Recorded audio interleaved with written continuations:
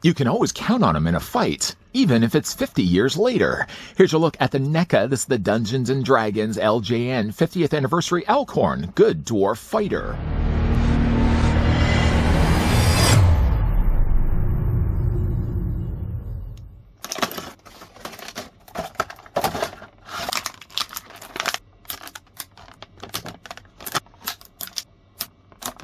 The fantasy comes alive with Dungeons & Dragons posable action figures, authentically reproduced so you can recreate the battle between good and evil. LJN may have started the journey, but it's NECA's finishing the quest.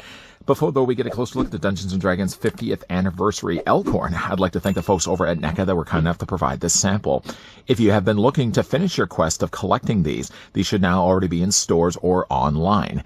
The mold, by the way, is going to be the same mold as the original Elkhorn that we've already gotten, the ultimate release from NECA. Don't worry, I'll be bringing him in for a second. In the meantime, though, the tiny dwarf is going to stand at, what, about a 6.25 inches in height, or roughly about 16 centimeters tall. Yeah, speaking of that other Elkhorn, here's what the figure looks like with the ultimate release of him. Keeping, though, in mind that this one actually is based on the LJN original colors of the figure when he was first circulated in the 80s.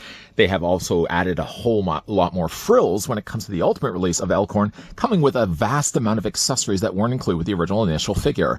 Let's bring in some of the other LJN 50th Anniversary releases. Of course, he's a colleague and comrade to Strongheart. We can bring him in. And also, here's what the figure looks like with Warduke. If you were to go like to like, apples to apples, and dwarves to dwarves, this version of Elkhorn would have actually shared 3 accessories with his ultimate counterpart. Wait a minute, humbled reviewer. I can't help but notice he's only got a dagger. He's only got a broadsword. What's the 3rd accessory? The figure really should have also come included with a shield.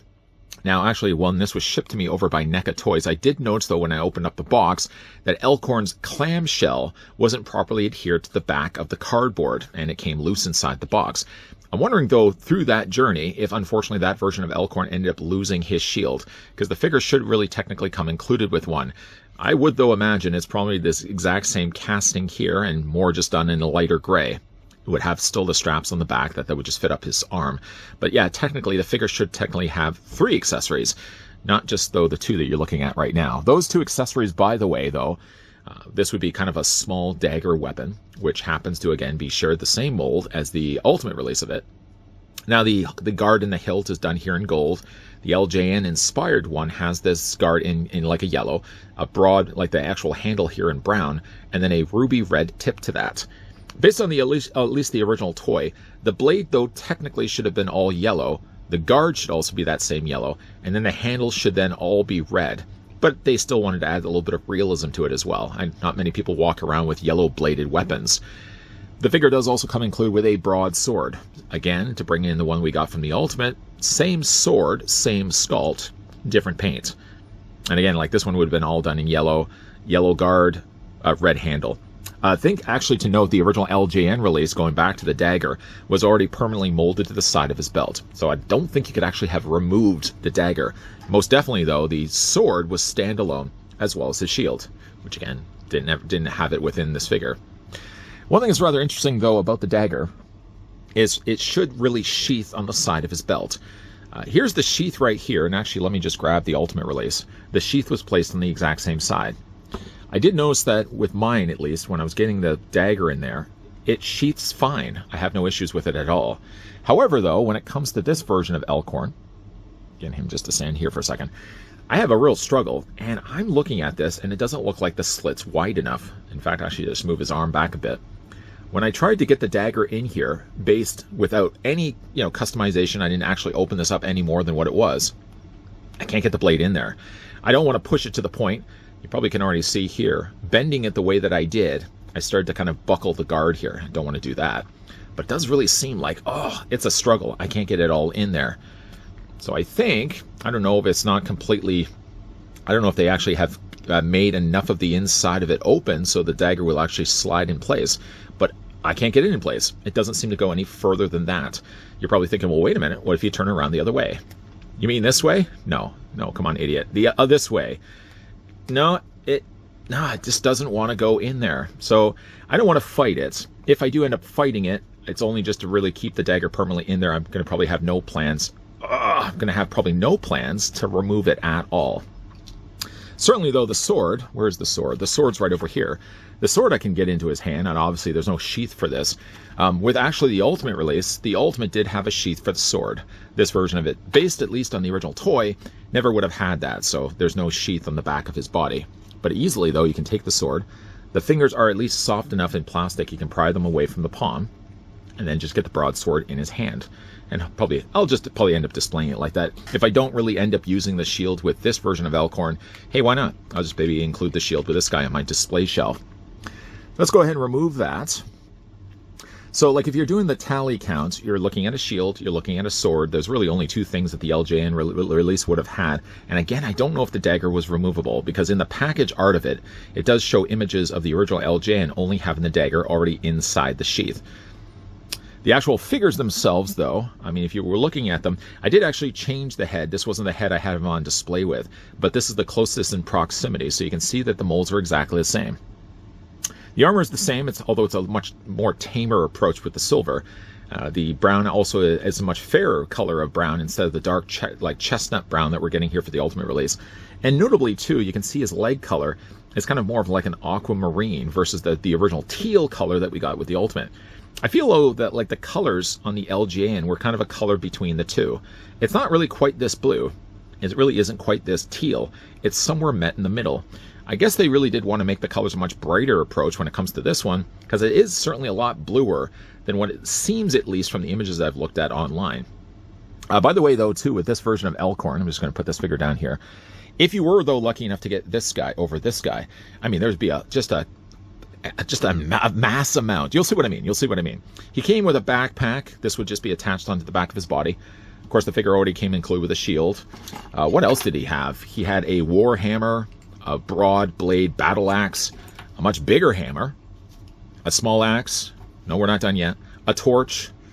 He also came included with the red heart stone, a little crystal, and he also came included with a jug. I think that's it. I think that's it. So let's just move those all out of the way. Yeah. So while this figure is a little bit more bare bones, the original LJN was also bare bones. Something also with this LJN release that he doesn't come included with is an alternate head sculpt, which really only does change, for the most part, his mouth. See how this one has the closed mouth? This one has the open mouth. This version of Elkhorn, again, a little more simpler, only really relies on the closed mouth. Again, it's the exact same body, so there's nothing really changed at all. There's a little bit, obviously, more blue now on his beard, and where his helmet is, it would now all be done in yellow, where the version before, with the Ultimate release, would have then relied on gold, and then the like the dark gray horns. So there is some clearly cosmetic changes, but if you were obviously collecting the LJN stuff back in the 80s, you may even favor this design of Elkhorn just a little bit more. For the figure's articulation, Elkhorn's head is going to be on a ball joint. It stands to reason, obviously, that you can only really move the head back and forth, up and down. I mean, it's pretty much null and void. He does also still have the ponytail that has posability, so you can move that back and forth as well. As for his arms come out just shy of being a T-pose. I guess if I fight it just a little bit more, you can probably get a T-pose going that way. The arms can move forward. The arms can move back. At least, though, the top of his armor is soft enough that even just to move the arm forward, there seems very little in the way of resistance.